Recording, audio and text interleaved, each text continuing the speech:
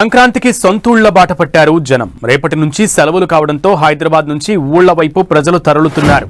దీంతో బస్సులు full అయిపోగా trains full pack అయ్యాయి.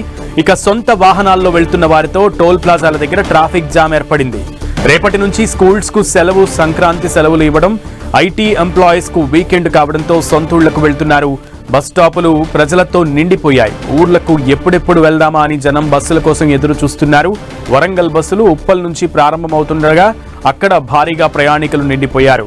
ఇక రైల్వే స్టేషన్లోనూ జనం కిక్కిరిసిపోయారు. ఇప్పటికే రిజర్వేషన్స్ పూర్తి కాగా స్పెషల్ ట్రైన్స్ లో ప్రయాణించేందుకు చూస్తున్నారు.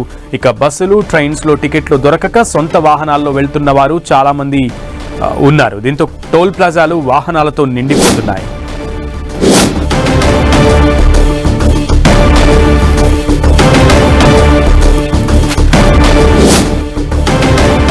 సంక్రాంతికి సొంతూళ్ల బాట పట్టారు భాగ్యనగర ప్రజలు. దీంతో రేపటి నుంచి సెలవులు కావడంతో హైదరాబాద్ నుంచి ఊళ్ల వైపు ప్రజలు మళ్లారు.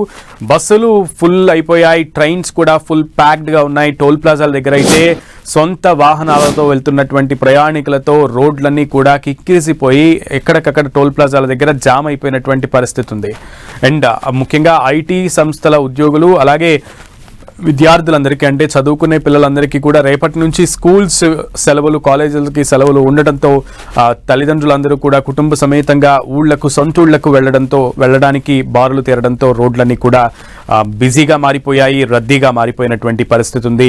సంక్రాంతి అంటే పెద్ద పండుగ. పెద్ద పండుగకి ఎవరికి వారు తమ తమ సొంతూళ్లలో జరుపుకోవాలని ప్రజలు పెద్ద పండుగ కోసం ఎదురు చూస్తూ ఉంటారు. ఈ నేపథ్యంలో సెలవులు కూడా ప్రకటించడంతో ప్రభుత్వాలు అటువైపుగా వెళ్లేటువంటి ప్రజల సంఖ్య భారీగా పెరిగిపోయింది.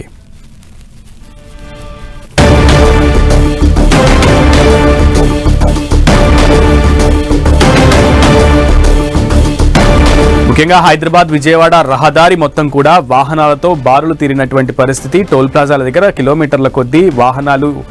ఈ రోజే ఇలా ఉంది అంటే రేపటి నుంచి మరో రేంజ్ లో ఉండేటువంటి పరిస్థితి కూడా ఉంది, వాహనాల రద్దీ.